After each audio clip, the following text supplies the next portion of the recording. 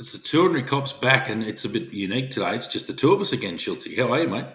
Well, yes, mate. It's yeah, a little bit different, I suppose. Not really different in the scheme of things, but yeah, no, it's just back to us two. We have got more guests coming on, however, but we'll mention them later on in the episode, mate. But I think we're going to do a bit of a Q and A today because we've got quite a few to get through and people that have contacted us. What do you reckon, mate? Yeah, no, it sounds good. But we've had some cracking guests. Obviously, Carly talking about what she's up to now with that nerve system regulation, which I found really interesting. I know we've had some good feedback about that. And then Yep. Macca, the diving, the former WA police diver, I found that really interesting. Had a bit of a laugh. Pointed out the fact that I do not dive. I just sink, which probably would make me a good diver because I can't swim to save myself. I'd probably just crawl through the mud like a bloody, I don't know, some kind of parasite, but that's all right. And mate, you did have a thing for finding dead bodies too, so Well, yeah, gee, could and would. Yeah. But yeah, the Q&A is a good idea because we thank everyone. We've had plenty of feedback, plenty of people getting in touch, and that's why we thought it was important that we do a bit of a Q&A and get back to everyone who's been calling in and messaging in, because it's really important that we want you to do that, but we want to mention you as well. So keep them yeah. coming. If you hear something you want to talk about, let us know, and we'll certainly do that. So yeah, mate. And I think you've got a bit of a list, Schultzy. Well, mate, I do. Yes, I was actually compiling it this afternoon, and hopefully I'll get everybody in there because it comes in on different platforms. So yeah, mate. Hopefully I've got everybody. But if I do miss anybody, don't worry. I will definitely get back to you, and we'll do it in a later episode. But we've definitely got enough for today, mate. With the amount of we've got here, it's going to take us a while to get through. So No, that's um, good. yeah, I think it we'll is. read them all, the good, the bad, and the ugly. I think we just go through everything and we'll have a comment and we'll move Well, on from it's there. mate. Actually, you saying that there is a bit of one which is Yeah, not I so much read it. against us, just against police. Yeah, So that's all right. I'm We'll have a gonna chat I'm about gonna that. mention that one as well. Actually, we might even start off with that one. What do you reckon? Oh, yeah, either that or we just go through in chronological, whichever you'd like, mate. Up to you. So you know, no, actually, we'll leave it to the end. But look, before we do actually go on, I have completed Luke's book. So I read it. I finished it last night. It's very good. So if anybody wants to read it, Tales of a Diver, and we'll put the link up on our socials as well. I would recommend, especially if you're a police officer. I found a lot of it. I just really liked the way he put stuff, and it resonates a lot with first responders. So it's Yeah, and it, excellent. you I'm know looking forward to even getting mine. sorry, mate. I'm looking forward to getting mine. So that's, yeah, no, looking forward to it. Yeah, that's right. Yeah, so if anybody's interested, just keep an eye on our socials, and yeah, and we'll put a link up there for you to be able to get a copy. But mate, first of all, we're going to start off with John Bird. Basically, Army. He said, "G'day, fellas. Just want to let you know that he's an ex-Army member, served in Darwin for a tour and did a tour in Iraq back in 05, 06. Found your potty to be bloody awesome. The whole humour thing is so spot on. So keep up the great work, guys, and thank you both for your service." So yeah, that was pretty nice. Yeah, and I tell you what, Iraq in 05, 06 would have been no meek effort. That was around the time a couple of our friends before we joined in 07 had been to Iraq, I think 04, 05, 06. So, yeah, no, that would have been a hell of a trip. Plenty went on. And I know that there was, a fair bit of suffering that came from that sort of time over there. So, yeah, mate, I couldn't agree more. The humour, and obviously Digger's humour, Jesus. Yeah. Yeah, it's really good, and the beauty of it is they still are like that. I still, my brother's, as I've mentioned many times, he's in the army in Darwin. Darwin, he was in Darwin. He's now in Brisbane, but he, yeah, the humour is still there, and they've got to have that. So it's really good to hear. So excellent, mate. No, congratulations and well done, and thanks for your service. I mean, we did what we did, but yeah, no, that's excellent to hear. Yeah, it is good, mate. Yeah, definitely, mate. And the next one is BJ McKinnon. First of all, really enjoyed the podcast and the insights you give into policing, not just the glory jobs, but also the jobs that the rest of society would never experience nor would want to. She goes, she's actually into the, or he, don't know if it's he or she, um, uh, basically in the end stages of recruitment in South Australian Police. So, yeah, and got a couple of friends in the NT that are currently serving up there. So that's pretty cool. Yeah, very good. Yeah, the stories that we tell, the whole idea behind it is it's extraordinary cops. This is what you do day in day out. There's no bloody, I'm going to turn up today and do this. It's you'll, especially general duties, you'll deal with what the radio calls, and that could be anything. So Yeah. glory jobs didn't really exist. Like glory isn't really part of it. It's just working together as a team and doing it tough at times and having a laugh at others, and that's just how it is. So I think that was our point. Get that across, that it's quite funny at times. It's very sad at times. Sometimes you're so angry you just want to break something, and everything in between. Yeah. Yeah, mate. Yeah, that's exactly right. But they do have a question for us. So, Yeah. and this is probably one more towards you. The question is, what are the areas in, say, Darwin that are better places to live and set up a home in if you want to, like low crime rates in terms of break-ins, etc. Now, you're probably the one to answer that one. So yeah, the question was Darwin. Look, any of those newer suburbs are pretty. They're all right. The fact is that the breaks. I had a pretty good conversation with a mate the other day, and we're probably going to get him on actually and have a chat to him. He's keen to come on at some point. So um, he was saying that with the new rules that have coming up there, the break-ins have dropped off a bit. Obviously, it's a momentum thing, so it takes a while for that all to drop away. But there's a little bit of consequence for action now, and that seems to be working.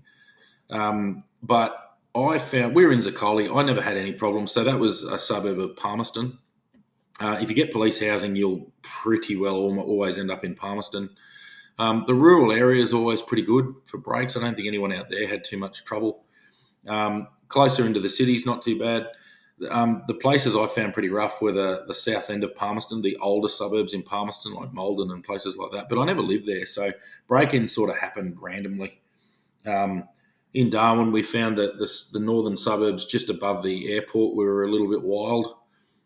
So Malak, Karama, those sort of places, they're pretty rough and ready. But realistically, the chance of break-in is more to do with opportunistic stuff. So if you make sure your place is fairly secure, then you'll be pretty right. But it's one of those things. Break-ins happen, unfortunately. I Yeah. never dealt with a lot of home invasion stuff up there. It did happen, but it was rare for that. It was more get in quietly, take the keys, and bolt, basically. A lot of them were path of least resistance. So a lot of our break-ins, in inverted commas, were actually just opening an unlocked door and going and getting keys. But look, it could have changed a bit. I think that's normally what goes on. It's not. We don't seem to have that violent home invasion stuff as commonly. I'm not saying it doesn't happen, but it's not as common. Poor old Alice Springs is a wild show. I think it was getting more violent, but everywhere's got its problems. But yeah, in Darwin especially, that I found Zacoli pretty good. So that anywhere in that sort of newer part of Palmerston was pretty good in the rural area. But yeah, that's probably I don't really have authority in advice. It's like you just make sure you're locked up and secure at night, and you're pretty right. Yeah, mate, that's a big one. It's a lot of it is opportunity.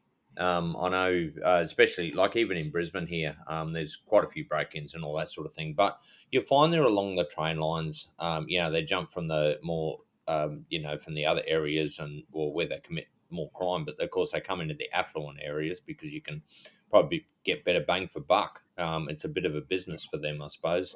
And they usually like but the path of least resistance. So if they got a good escape route, they can get somewhere quickly, get in and out. So your little like back end streets and all that usually don't get quite as much, but it doesn't mean you're not safe. But the biggest thing is basically just have your house locked up well. Yeah, Um, and yeah, don't live in fear. Like I never felt fearful. The other thing is, by the time I was in Darwin at the end of my career, I certainly wasn't going out on the town much or anything like that. It was, um, do things that are relatively sensible and avoid obvious danger, and you're normally pretty right. But yeah, if your house is locked up, you're good to go. Generally, obviously not always. And I know we'll get a heap of messages saying, "Oh, I had my place locked up and I did this." And I know. But generally speaking, a lot of what we dealt with was someone had just not checked the back door or something like that. We used to get kids with their ankle bracelets on, and we'd lock them up all the next day. We generally get them all the time. Like, we'd work out who was doing what. We'll pull them out of your stolen car. So what we tracked, one group doing one night in Karama, is they'd entered every single house in basically a suburb, found an unlocked door, gone inside, grabbed 2 sets of keys and stole 2 cars, and that was them away for the night. Then they did ram raids and whatever else with those cars. But yeah, they entered them through unlocked doors is what they told us. And we could tell that because they went into every house and they would normally avoid big dogs and stuff like that. But obviously there's exceptions. But yeah, that was our general sort of feeling. That was how it rolled. Yeah, yeah, mate, definitely. Like, how many times I've gone to like cars broken into, and the whole street. They've actually pulled the handle on every single car to see if it opens, just for an unlocked one. So it's a lot of it is crimes of opportunity, but not always, like you said. And certainly not the sharpest tools in the shed. So I wouldn't. No. No, that's for sure. So, but anyway, they said, keep up the great work. Bloody love the stories and enjoy having a 4X while listening to you. Yeah, so, well, that's good. They're having a 4X while they're listening to us. Larrikins. Happy days. Yeah, that's great. Good. We have a couple while recording, so that's it's good to hear. Mate, we've also got someone from Kiwinan and Anaru, I think that's how you pronounce it, basically mentioned that it got in contact with us ages ago when we were talking about Crate Day, because apparently there's a bit of history behind that. But basically they've just come on and said they really enjoyed the latest, and that was the one with Carly, except the sound, because you get a bit of, every now and again, if you're in a room, you'll get a bit of echo. Because it's more closed in. I think you've got a bit of that tonight, Damo, and it's hard to get rid of. So we do apologise for that, but they said, it's a really good listen. But he also reckons we owe a carton for that one. Oh, that's fair. Yep, happy to buy a beer. Yeah. Tell them to get on a plane. Get on a plane. Come and drink it with us.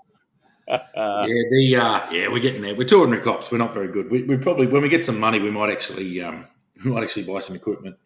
Yeah, well, I mean, that's right. Yeah. I mean, you rely on my expertise at the moment, mate, and they're not real good. So I do. Yes, life is hectic, but that's all right. That's all right. Yeah, that's right. Good. We also get a couple of comments, mate, over the potty, like, just on different reels and all that sort of thing. Well, so I'm actually going to put this one out there. So this is one, basically, I hate the uniform corporation and have a hard time respecting cops when they say they are just doing our job. When they are working for corrupt government that is not working for we the people. Tell me I'm wrong. Yeah, I mean, to admit there's a conspiracy between a 23-year-old constable getting ready for night shift and Anthony Albanese is a bit of a long bow to pull. But look, the fact is that coppers get ready for work, they go to work. I'm talking the troops on the ground. They get ready for work, they go to work, and they deal with what shit humanity throws at them. It's not, right, today we're going to do this, today we're going to do that, or we're just following order. Look, I know that there was a lot of problems during COVID with trust and all the rest of it. There was a lot of coppers who didn't love that. I don't want to go down that rabbit hole. I'm not into conspiracy theories. I'm not into that. You and I were just 2 blokes who did our job. We turned up and we dealt with what flew at our heads. There's no plan. I met a couple of politicians a couple of times. They didn't know me from a bar of soap. We don't work for the government. There's separation of powers. We enforce the laws that exist. We don't get dictated to by the politicians. It's just not the way the world works. No, look, I'm not saying don't be involved politically, but what I'm saying is if you're sitting in a hole thinking like that, get involved. Maybe go and volunteer for your local fireys, or if you're that interested, go and join something, get involved, become a politician, run for parliament, get involved with it, and learn the truth. Don't sort of sit back and listen to a drip feed of bullshit. Yeah. It's algorithms just reinforce your own bloody delusion a lot of the times, and the fact of the matter is that there's, I don't know, there's thousands and tens of thousands of police in this country, and we don't necessarily like politicians either. No. We just No. do our job. We certainly don't go off the politics of the day. We operate off the legislation that has been enacted by the parliament. So, yeah, it's just not the case. I've certainly had my issues with politics within the police force. I've had my issue with politicians, but they weren't dictating terms to how we do our job. Our job is dictated by general orders from higher up in the police that are decided on and then signed off by the commissioner, and then we act on laws that are enacted by the politician, which is the way it's supposed to work. It's the separation of powers. That's why we don't live in a dictatorship. Yeah. So, there's that. I'm not saying everything's perfect. It certainly isn't. But it's pretty good. If you go overseas, you'll see how bad it can get. It's not too bad here. So, I mean, you can get online and say stuff and no one kicks his door in. I'm not saying that. And that's another thing. When laws come in like that, they're bad laws. But, when we're nowhere near that, it's not. That's my opinion. My opinion is we're just not to that level of horror in this country. Oh no, mate. Look, I can tell you honestly, like there's a couple of people that come at me with conspiracy theories, and I'm going, if you think they've actually got the intelligence to be able to come up with that and coordinate that, then you're barking up the wrong tree. It is seriously like they can't even take care of the legislation or the day to day dealings, let alone come up with a conspiracy to um, to, for whatever agenda they want to play. I mean, yeah, yes, they do push agendas, but when it comes to the police, we just enforce the law. We are looking after the victims. If we get more victims in, say, unlawful entries, then that's what we target. We Yeah, try and get the numbers down. That's how we work. yeah, Um, that's right. so, and a lot of the times you might hear the politicians jumping up now because there's so many unlawful entries, but we're usually on top of it before that happens. Yeah, And the only joy we can get out of that sometimes is they'll throw a bit more money our way so we can actually put the resources in to stamp it out. yeah. But No, I don't like conspiracy theories. I don't like even getting involved in them because it's polarizing and all the rest of it, and that's not our intention. yeah, The other thing is I don't have all the bloody answers. We just comment. There's just our opinions with some level of authority. We worked in the police force for a long time, so I can certainly tell you there was no sat down in a quiet room and offered anything to do a certain job. It was just what came at us, and that was it.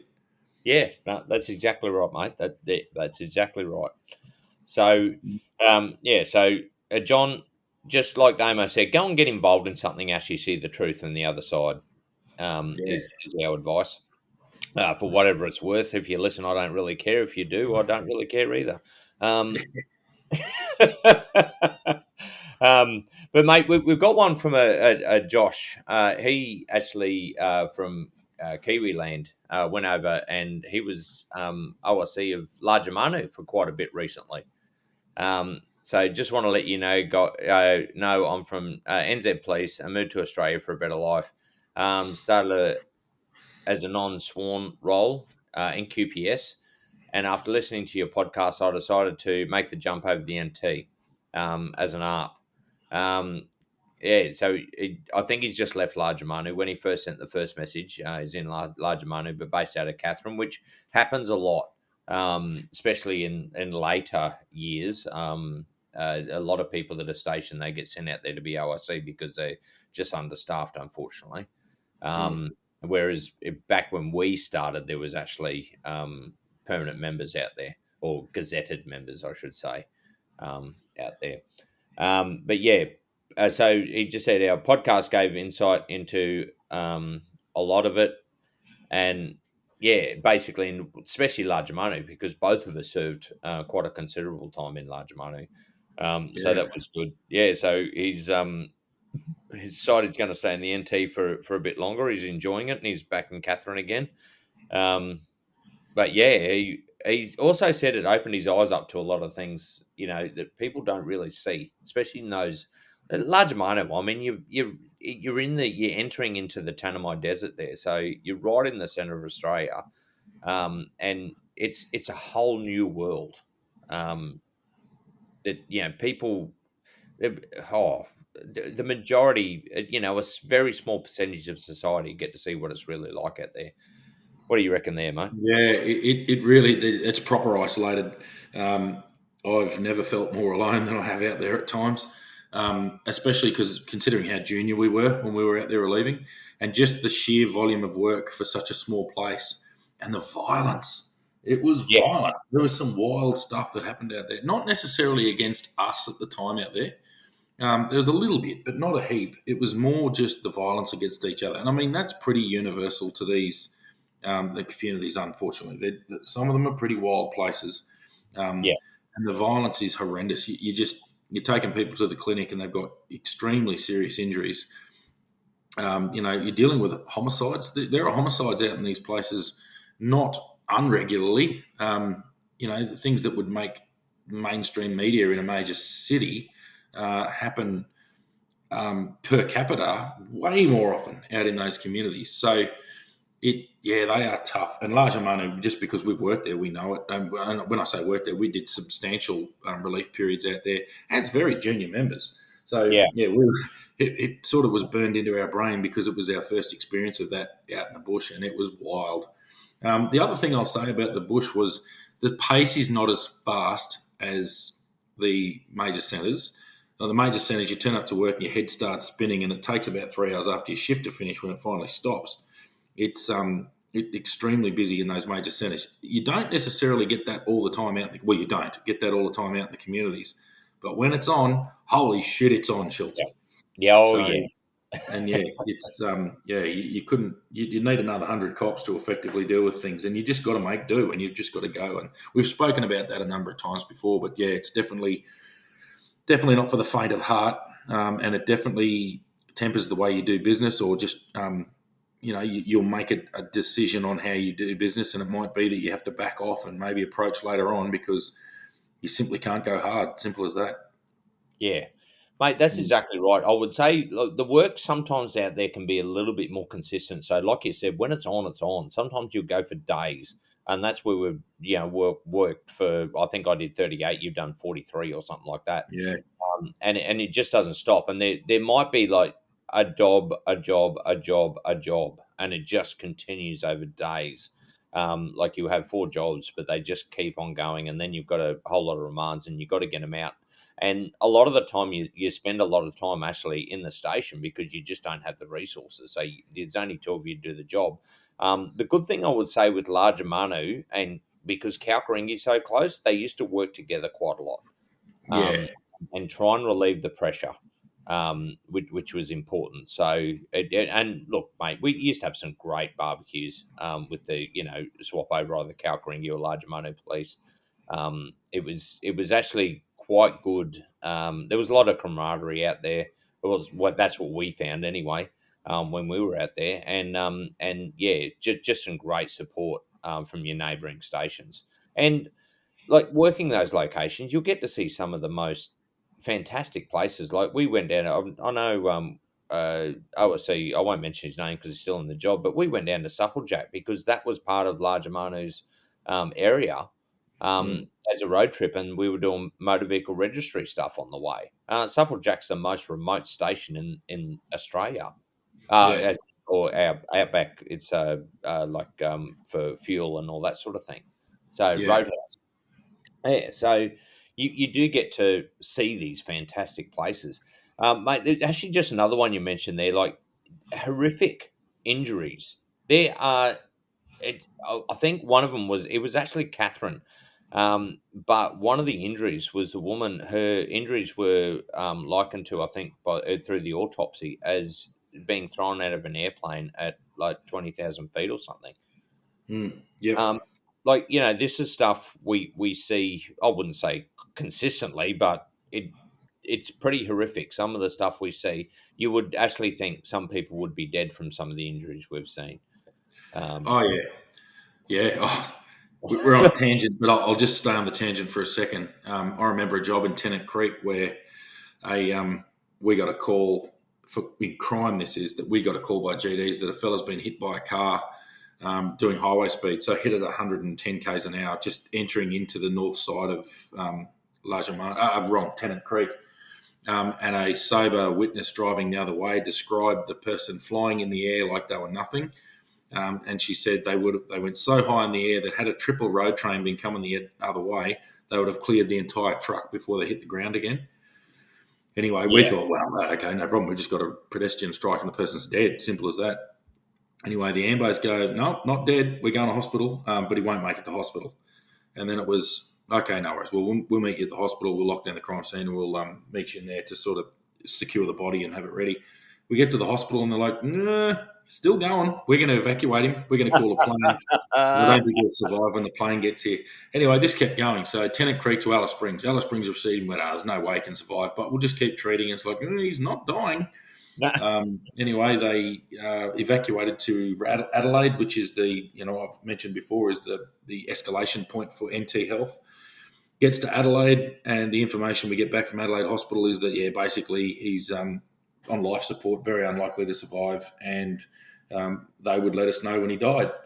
Anyway, we never got any information. We'd chase him up again, and they go, still critical but stable. Anyway, would have been 3 or 4 weeks later, we saw him in a wheelchair going down the street in Tennant Creek. He was back. Wow. And he did lose a leg, but he should have lost his life. There's no way in hell I would have survived that. I wouldn't have survived the impact. But No. His injuries and his internal injuries and just the sheer impact injuries to his skeleton, the number of fractures he had, he should have had massive brain injuries, spinal injuries.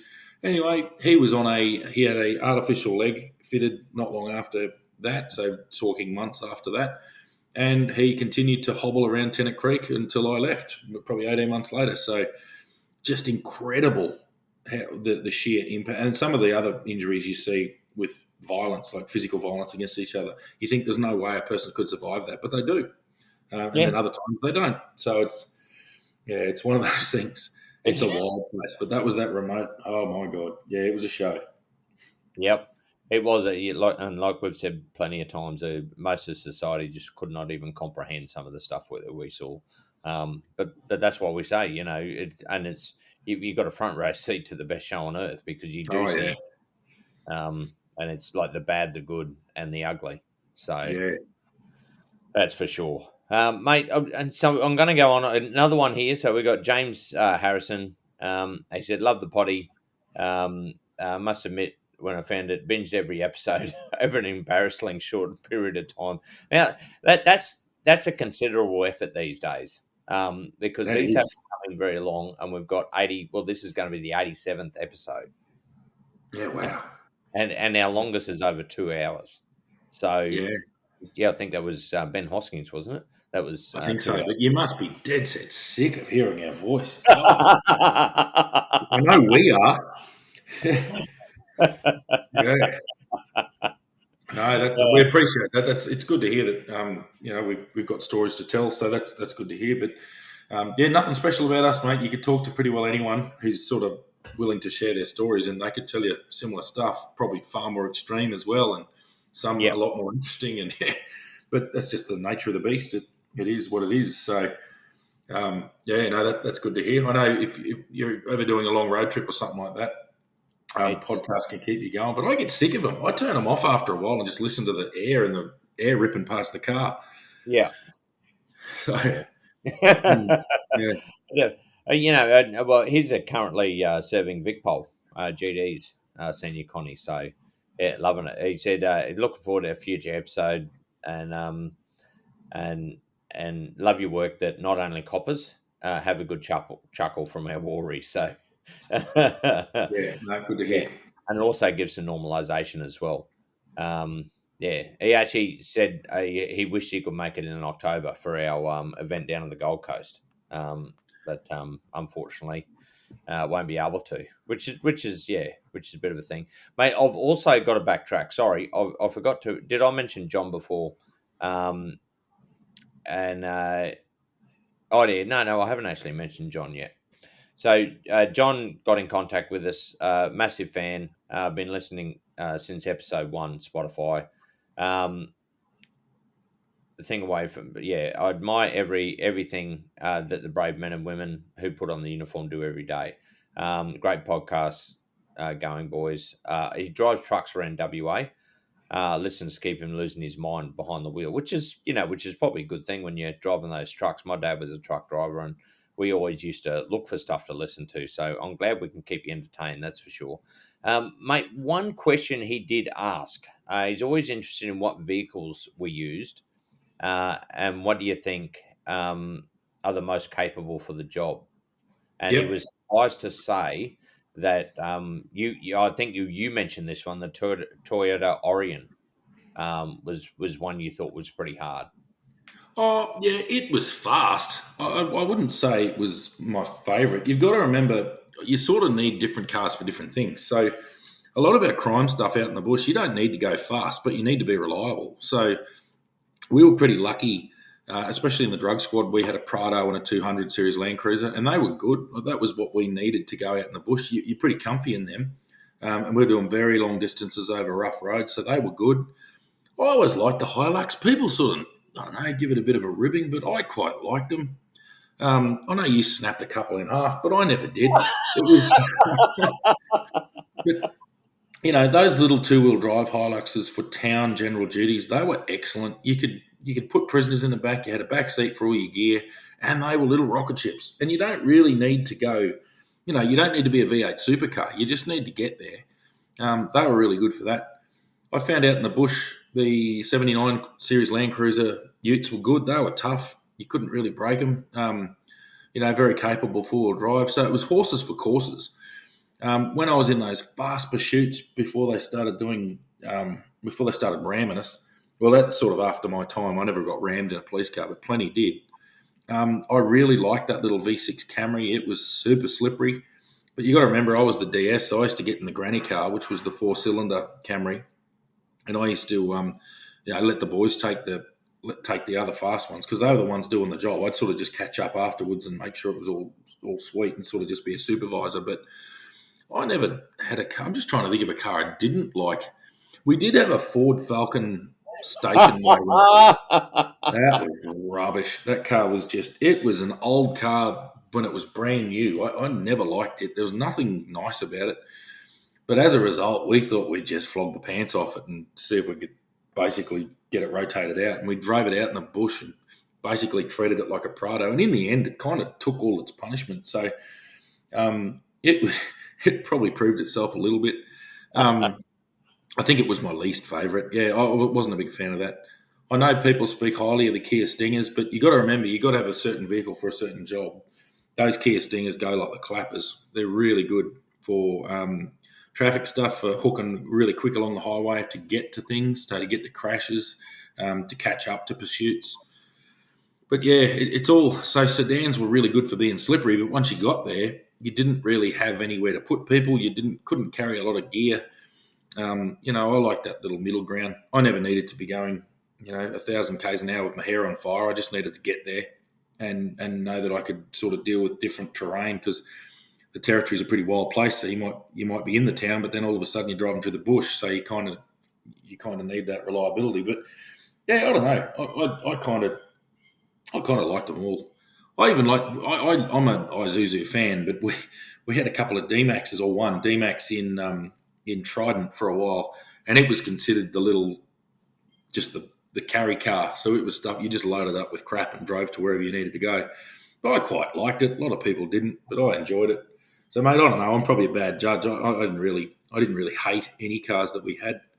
But yeah, I think if I have to pick an absolute favourite that I had the most fun in, it would be that two-wheel drive Hilux from about 2007, 2008. Oh They yeah, they were probably my favourite. Probably because that was the cars I had the most fun in. yeah. And So look, they were the cars that we drove a lot around in, and we knew them really well. Like I used to do massive things in those vehicles. A lot of new recruits used to like riding with me because I used to really get the most out of them. I was pretty good at that. But yeah, they like you said, with that cage on the back, they were really really good. They weighted well. You just had to watch out in those first rains with the oil sitting on top of the road because Oh they'd get yeah, they did slip. Yeah, they slipped and slid. Yeah. so yeah, that's one thing I found. And out bush, I actually destroyed a Hilux within 40,000 k's. But that's those roads out there are absolutely atrocious. And I put in submissions, and I even got mechanics to back me up in relation to upgrading the suspension because unfortunately the Hiluxes or that period of Hilux back in the 2013 onwards had terrible suspension when you're working on those roads.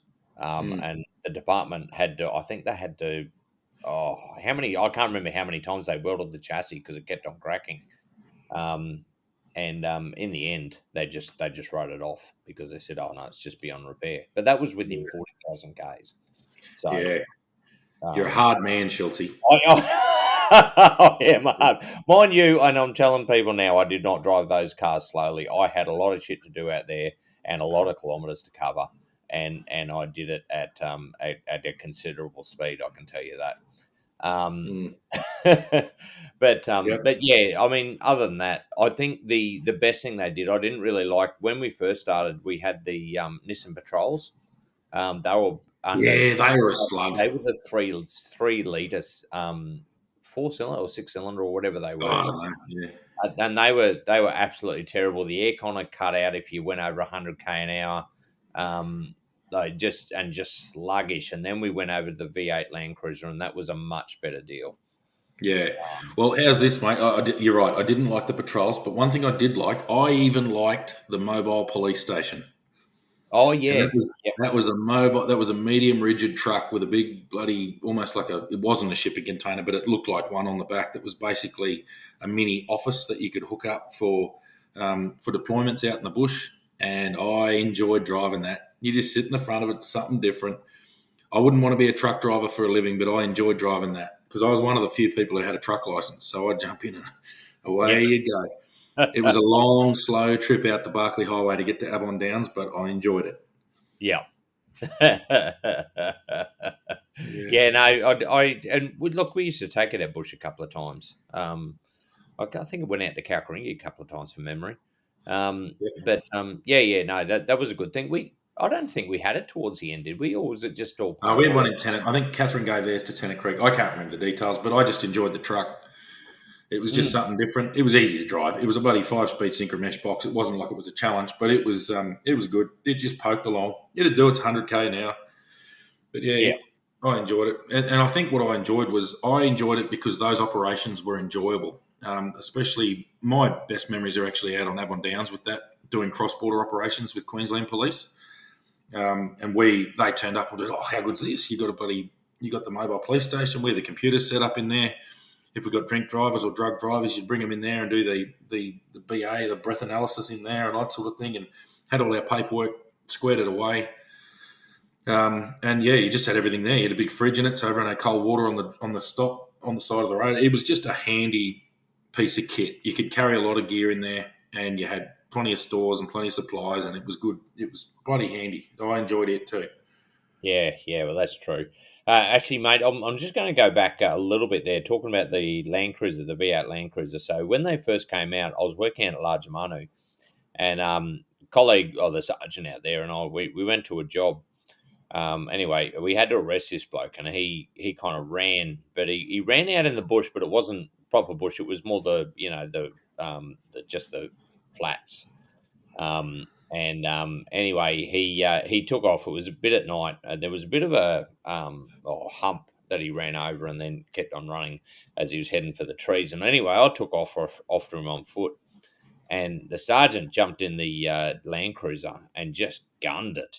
And as he went over this little hump and got a little bit airborne and came down, you could the roar of that V8 motor, mate. I tell you what, it even scared the shit out of me and the cars on my side. And anyway, the guy actually stopped. He stopped when he heard that, just because it just terrified him. Just the sound of that motor. He Um, thought we had police lions coming after him, probably. Yeah. So yeah, that's a pretty funny one. I do remember that pretty clearly because I was sitting there thinking, I hope the sergeant catches up with me because not sure what's going to happen in the bush if I get out there stuck with this bloke by myself. Oh yeah. Um, but mate, yeah. So we've got to. We've also got to. We're going to move on to cartonable offences. Now, these are people to contact us previously because we never mention names when it comes to cartonable offences. So yeah, I'm just going to just give me a minute here. Yeah, so basically, this is from Dave's younger younger Connie, transporting a prisoner on remand to a station that was equipped with full time custody officer and handing him over to be held for the morning. Um, yeah, cleared the station and jumped back on the major freeway, cruising along, only to be dispatched to a priority one half naked male running across the same freeway, yelling and carrying on with a few, carrying on just a few k's up the road. Just as he keyed on the mech to take the job, they realised that we both left their firearms back at the station in the custody area. Oh, that's common. Yeah, that happens a bit, especially in major centres. So, for those who don't really know it, when you go into a custody centre, we drive into the Sally Port. The police in there go over to a little locker. There's lockers on the side of the wall. You secure your firearm and taser generally.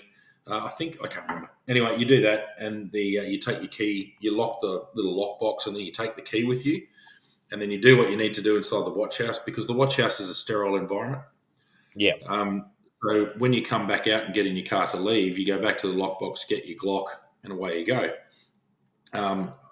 Yeah, that was beginners. Beginners would do that all the time. You'd secure your gun, you'd get busy doing something else, completely forget because you just forget it's there. Like it's just like wearing a shirt. You know, you forget you've got a belt on, but you've got a belt on. So yeah, you get back in your car, and I've done it myself. I've never had to go to a priority one job without my Glock hanging off my hip, but I've gone down, started to drive out of the Sally Port and gone, shit. Or I've even got back to my station and gone, shit, and gone back to the watch house. I reckon everyone would have done that at one point, especially early on. You do get used to going back and getting it, but doesn't matter. It's still a carton. Absolutely. Oh, It was a carton back then. It's a carton now, especially if you can't go to a job because you haven't got your gun on. That's a bloody carton. Too bad. Well, the funny thing is, this was in a pretty major centre. So the radio officer, operator was very confused to see a little blip on their screens do a U-bolt on the freeway and travelling back at Mach 1. Yeah, and obviously we're not going to identify them, but that major centre you talk about, that is Melbourne. So that's a pretty major centre. Yeah. So back you go, and that'll be a carton. And don't bring that VB crap. I'm not drinking it. No offense to everyone. Yeah, we work in VB, Forex Gold here. Yeah. And don't get me wrong, that'll get us some enemies. Pretty polarising, I'll drink. Realistically, if it's hot enough, I'll drink anything. Oh well, that's true. Look, I've said VB's only acceptable in Melbourne on tap. That's it. Yeah, no, I'll do that. I'll drink it on tap in Melbourne. Absolutely.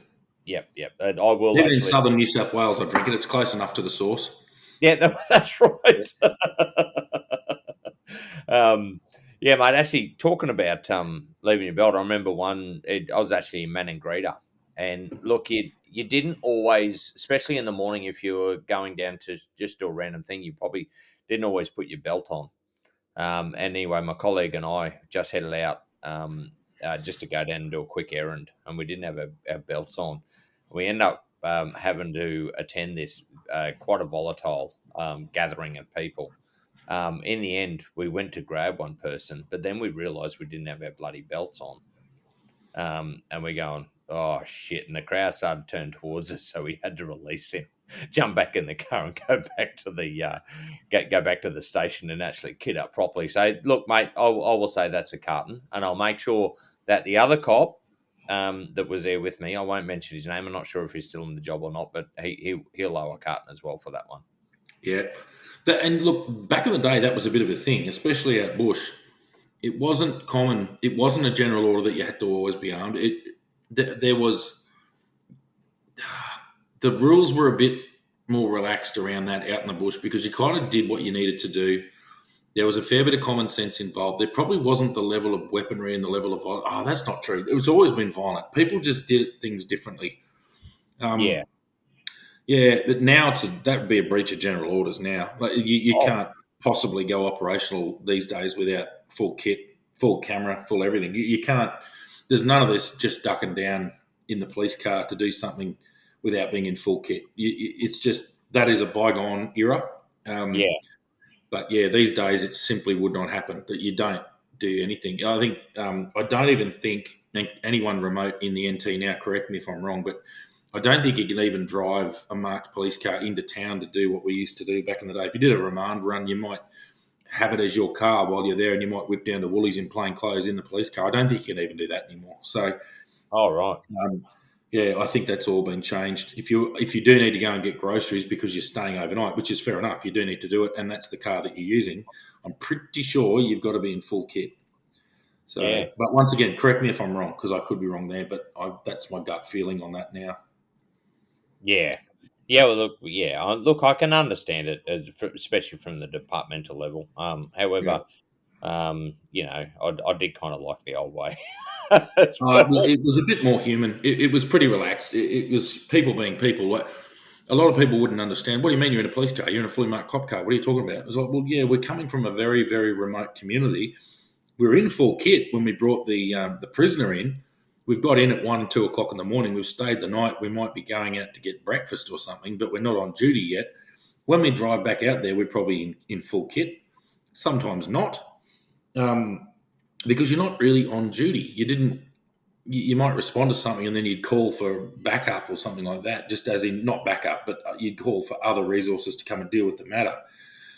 But yeah, you generally did that. I mean, God, we even drove through the bottle shop and got beer to go back out to communities where we had permits and stuff like that.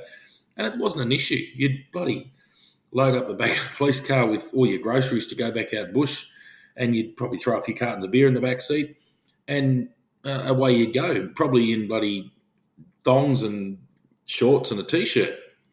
But Yeah. it's certainly not. It's certainly not done now. So it's just the way it was. It was just I understood that the bush coppers were in town and they're just poking back out home, and that was how it was. The other thing was you would deal with stuff as you drove along, but I don't know. It was just a different era. It sounds foreign. It sounds weird me even saying this, but that's how it was. Yeah. Oh, yeah. Mm. Exactly. Um, it's yeah. I mean, yeah, mate. I've got heaps of stories. Actually, got one of a currently serving member that I'm not going to mention because they've already probably attacked him enough. And we don't need to actually say who that person is because most people know who I'm talking about. But I'm not going to let that cat out of the bag. So you can question me if you want NT, please, but fuck you. Um,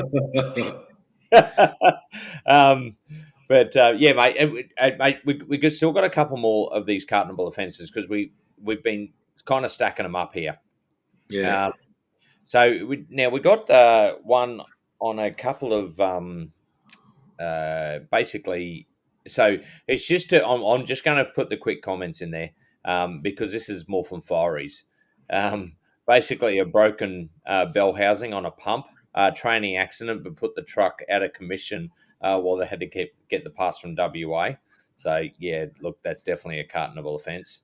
yeah. And Read that. then I can probably throw a little bit of info into those because I understand how the pumpers work now, given my current occupation. So, um, yeah, damaging fire trucks is never much fun because they're no, fairly specialised, and especially in a fire rescue setting. So, think your concrete fireys, your townies, not your rural fireys.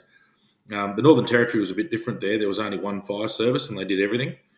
yeah, But down in these eastern states, there's generally two services. Queensland, I know, is the Queensland Fire Department, but I know that New South Wales has the Rural Fire Service and the Fire Rescue, and Victoria does as well. And I'm fairly sure South Australia does. So those big town pumpers, I'm not completely familiar with, but basically, their big pumps run on a PTO setup off the engine, and you can't drive them when you're pumping. So if you were to yeah. break the bell housing on it, that's a pretty significant injury to a vehicle. So fair enough. And it's definitely a carton. Most importantly, it's 100% a carton. Go and buy Oh, beer. Bloody Yes. hose theory. Yeah. But we love you. We love you. But Yeah, well, okay, yeah, on that's to you. yeah, we do, but you've got to pay cartons like everybody else. Yep. As much as we love you, it's just a condition. It's just the way it is, Yep. mate. And we're going to finish off with a pretty good one. I'm not going to say where they're from, but yeah. So basically, talking about cartonable offences. Um, uh, over there they actually called them jug sessions, which was I suppose that Where are you talking about? yeah. Well, anyway, um, so basically, I had a good friend who was practicing to become a tactical operator. While on night shift, he was using the dummy weapons to practice his room clearing techniques with his partner, playing and with his partner who was playing the part of the offender. Throughout the evening, each time the offender confronted my mate with lethal force was necessary and resulted in a loud verbal bangs bangs.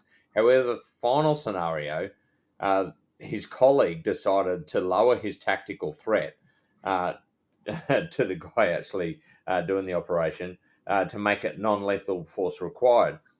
His mate immediately recognised he did not need to use lethal force, dropped basically his rifle, and immediately switched to his less lethal option, being the taser. However, Oh, at this gee. point, they don't have dummy tasers. Oh, shit. So basically, end of the story, he deployed his taser. Oh, my God. You were definitely not going to mention jurisdiction, person, none of good Lord, children. Yeah, bloody hell. Bloody tack nerds running through buildings with toy guns and then pulling real tasers. That's not very clever. But yeah, no, look, the least of his problems is a carton. Oh, yeah, that's right. Yeah, it's We'll exactly. just keep it at that. That's a carton. I'm taking the matter got reported because you can't just pop a taser off. No, it They're definitely did. highly Apparently, it did. accountable. They're not allowed to run those just I suppose casual operations now. So No, well, I mean, depending on when this happened, there is 100% accountability for all the cartridges on a taser. So there is. you can't just pop a taser and get away with it. You would have to explain the scenario, and given the given the level of sense of humor of internal investigations or whatever else it's called in whatever jurisdiction, They have a it's sense of humor, don't precisely zero. It's they? Yeah. precisely zero. So I would say the poor bastard probably got their bottom smacked like you wouldn't believe, and probably went to court. But anyway, who knows? We don't know. We just know. But on the information that we have, Schultzy, that's a carton. That's It probably a is. pallet. Yeah. Actually, yeah, that's probably more a pallet, I think. Yeah, Yeah, yeah. No, yeah, that's actually a pretty wild show. Yeah, yeah. As much as people think we just stuff around, no, these are prohibited weapons, and you're only yeah, allowed to use them in the execution of your duty. So, wow, yep. good work. That one's got to take the cake, mate. Out of all Yeah, of them so yeah. I far. think that takes the cake. All right, Yeah. Jesus. So But mate, so you got through them all. That's good. But I think we've got a pretty big announcement. We've got a special that we guest do. coming on that we've been talking to for a while, but obviously still going through the legal processes and all the rest of it. We've been in communication for a fair while, and Zach Rolfe is coming on the Two Ordinary Cops. So we're going to do it over a few episodes because he's got a lot to say, as you could all imagine. He's appeared on other podcasts as well. Zero Limits with Matty Morris, which is a bloody very successful podcast around mostly focusing on the military side of things, but also policing. But so he's coming on the Two Ordinary Cops next week. Will be the first episode, and there'll be a series after that. And look, really full on stuff. So we've had a chat to him already. And it's very interesting listening. So obviously, I would say there wouldn't be a copper in Australia who doesn't know his name. For those who don't, and a couple wouldn't. He was obviously the police officer involved in a police shooting in the community of Yuendamu in the Northern Territory that resulted in the death of a young man by the name of Kumanjai Walker. That shooting resulted in Zach Rolfe being arrested and charged with murder, to which he was later acquitted in the Supreme Court in the Northern Territory. and then followed on to a coronial inquest, which, in our opinion, basically turned into a self-appointed royal commission into the Northern Territory Police. And look, we will justify why I feel the way I feel about that. We're not interested in being sued. These are our opinions only. But obviously, I think we've got a little bit of information to throw in there and a little bit of humanity to offer to that whole thing. But yeah, I'll leave that for the podcast. But it's certainly interesting. I would be interested to listen to what he has to say. Oh yeah, for sure, mate. I didn't know him at all. Of course, I know about him. I've seen all the media bullshit and all that I just take as a grain of salt. But mate, like when I actually did get to meet him and we spoke together and all that sort of thing, I did just resonate. He's just like you or I, or most of the other people out there doing their front lines. Some of the stuff he did, getting that medal early on in his career, like just absolutely outstanding work. I just my heart just went out to him because I think what a horrific ordeal he had to go Oh, through. well, he's stronger than me, mate. I couldn't have done it. So anyway, but that's coming up next week. That'll be the start of the Zach Rolfe series, I suppose. Yeah, well, And yeah, we've got other guests lined up. I've got an interesting a person who should be very interesting coming from Darwin, current serving member.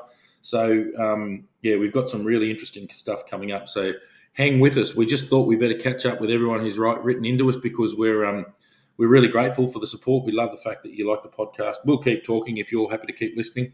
So yep, yeah, yeah, for exactly whatever it's right. worth.